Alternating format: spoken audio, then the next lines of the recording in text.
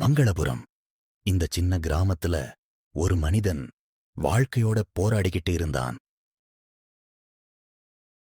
ஒரு வழியா ஏரி கிட்ட வந்தாச்சு. இன்னைக்கு எப்படியாவது நிறைய மீன் பிடிச்சாகணும். அப்பதான் என் குடும்பம் சந்தோஷமா இருக்கும். எதுவானாலும் சரி, இன்று காலி கையோட வீட்டுக்கு போகக்கூடாது. ராமையா அந்த ஏரியில் ஒரு படகை எடுத்துக்கொண்டு வந்து அதில் இறங்கி மீன் பிடிக்கத் தொடங்கினார். என்ன ராமையா, நானும் ரொம்ப நேரமா பாத்துட்டே இருக்கேன். தூண்டில்ல ஒரு மீன் கூட சிக்குன மாதிரி தெரியலையே. ஆமா ராமசாமி, நானும் ரொம்ப நேரமா மீன் பிடிக்கலாம்னு நின்னுட்டே இருக்கேன். ஒரு மீன் கூட சிக்க மாட்டேங்குதுப்பா. வீட்டுக்கு போயிட்டு என் பையன்கிட்ட என்ன சொல்ல போறேனே தெரியலையே. சரி ராமையா, எனக்கு வீட்டுக்கு நேரமாச்சுப்பா, நான் கிளம்புறேன். நீயும் சூரியன் மறையறதுக்கு முன்னாடியே வீட்டுக்கு போ. இருட்டின பிறகு தனியா இருக்காதே. ராமசாமி கிளம்பிப் போனதும் ராமையாவும் மனசு கொஞ்சம் சங்கடமா இருந்தாலும் சரி, வீட்டுல பிள்ளை காத்துட்டு இருப்பான் அன்னு நினைச்சுக்கிட்டு வீட்டுக்கு கிளம்புனான். மனசுல ஏதோ ஒரு யோசனைய சுமந்துக்கிட்டு ராமையா மெதுவா ஊருக்குள்ள போய்கிட்டு இருந்தான். வீட்டுக்கு வந்ததும் வாசல்ல நின்னுக்கிட்டு இருந்த தன் மனைவியையும் பிள்ளையையும் பார்த்த ராமையா என்ன சொல்றதுன்னே தெரியாம அமைதியா நின்னுட்டு இருந்தான். அப்போதான் ராமையா பையன் ஓடி வந்து, என்னப்பா, கையில ஒண்ணுமே இல்லாம வந்துட்டீங்களே. நீங்க மீன் பிடிச்சிட்டு வருவீங்கன்னு ஆசையோட பாத்துட்டு இருந்தேன். அதான் வாசல்லே காத்துக்கிட்டு இருந்தேன்ப்பா. நான் என்ன சொல்றது, கருப்பா. நானும் காலையிலிருந்தே ஏரியில படகு போட்டுக்கிட்டு தூண்டில் போட்டு மீன் பிடிக்கத்தான் இருந்தேன். ஆனா ஒரு மீன் கூட சிக்கலப்பா. ரொம்ப நேரம் காத்திருந்தேன், பலனே இல்ல. அதான் மனசு வருத்தத்தோட திரும்பி வீட்டுக்கு வந்துட்டேன். இன்னைக்கு நம்ம நேரம் சரியில்லை போல. நாளைக்கு மறுபடியும் போய் முயற்சி பண்ணலாம். கண்டிப்பா ஏதாவது கிடைக்கும். வா கருப்பா, உள்ள போலாம். அஞ்சலே, நீயும் உள்ள வாம்மா. ராமசாமி நடந்த விஷயத்தையெல்லாம் கருப்பனுக்குச் சொல்லி முடிச்சிட்டு எல்லாரையும் வீட்டுக்குள்ள கூட்டிக்கிட்டு போனான். ராமசாமி வீட்டுக்குள்ள போனதும் கருப்பன் நான் வெளிய போய் விளையாடிட்டு வரேன்னு சொல்லிட்டு ஓடிப்போனான். அப்போ ராமசாமி தன் மனைவிய பார்த்து ஏதோ பேச ஆரம்பிச்சான். ஏம்மா அஞ்சல, இன்னைக்கு ஏரியில எங்க அதிர்ஷ்டமே வேலை செய்யல.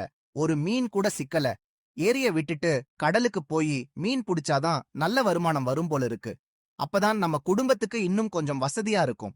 ஐயோ, என்னங்க இது? கடலுக்கு போறதெல்லாம் வேண்டாம். எனக்கு பயமா இருக்கு. நீங்க ஊர்லயே ஏதாவது வேலை பாருங்க. நானும் வேலைக்கு போறேன். நம்ம குடும்பத்தை 2 பேரும் சேர்ந்து பாத்துக்கலாம். இங்கேயே இருந்தா நம்ம கருப்பனை நல்லா படிக்க வைக்க முடியாதுமா. அதான் நான் கடலுக்கு போய் மீன் பிடிச்சு சம்பாதிக்கலாம்னு நினைக்கிறேன். நான் அங்கிருந்து அனுப்புற காசுல நீ கருப்பனை நல்லா படிக்கவ. அவன நம்ம மாதிரி கஷ்டப்படாம நல்லா படிச்சு பெரிய ஆளா வரணும். அதுதான் எங்க ஆசைம்மா. சரிங்க, நீங்க இன்னைக்கு இங்க தங்கிக்கோங்க. நாளைக்கு காலையில புறப்பட்டு போங்க. கருப்பன் அவன் நண்பர்களோட விளையாட போயிருக்கான்.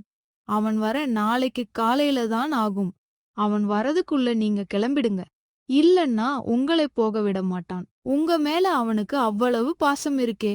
எல்லாத்தையும் பேசி முடிச்சிட்டு அஞ்சலும் ராமசாமியும் மனசுல நிறைய யோசனைகளோட தூங்கப் போனாங்க. இரவு மெதுவா கடந்து போச்சு. மறுநாள் விடிஞ்சது.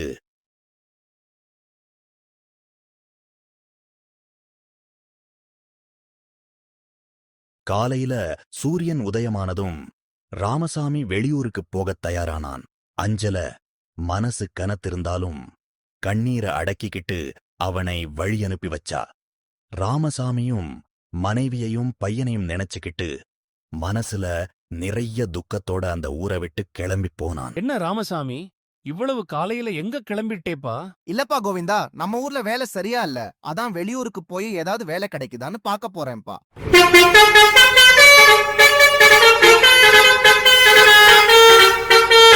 ராமசாமி பஸ்ஸில் ஏறி வெளியூருக்கு வேலை தேடி செல்ல கிளம்பினார்.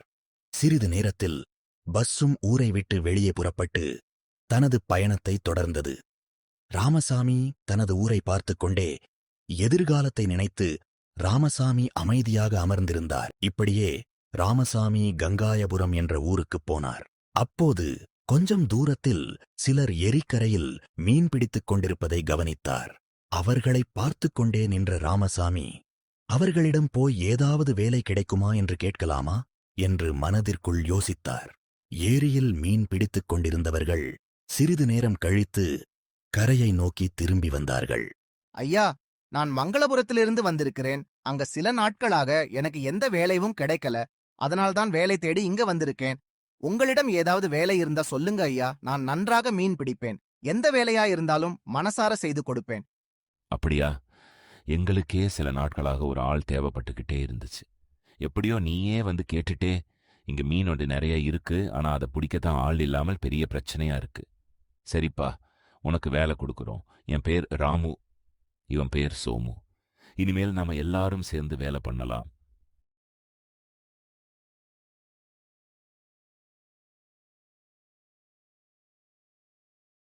அதன் பிறகு ராமையா, ராமு, சோமு மூவரும் சேர்ந்து ஏரிக்குச் சென்று மீன் பிடிக்க ஆரம்பித்தார்கள். நாள் முழுவதும் கடினமாக உழைத்து நிறைய மீன்களைப் பிடித்தார்கள். அவர்கள் பிடித்த மீன்களை எடுத்துக்கொண்டு வந்த ராமையா அருகிலிருந்த சந்தைக்குச் சென்று ராமையா பிடித்த மீன்களை சந்தைக்கு எடுத்துச் சென்று விற்பனை செய்தார். மீனே, மீனே, புது மீனே, ஏரியில பிடிச்ச நல்ல மீனே. இப்போதான் ஏரியிலிருந்து பிடிச்சு கொண்டு வந்த மீன். நல்ல ருசியான மீனுங்க. வாங்க வாங்க வாங்க வாங்க.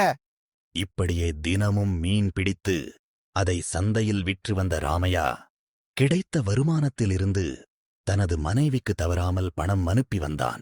கருப்பா, உங்க அப்பா மாதம் மாதம் அனுப்புற பணத்துல நாம வாங்கிய கடன் எல்லாம் அடைஞ்சிருச்சுப்பா.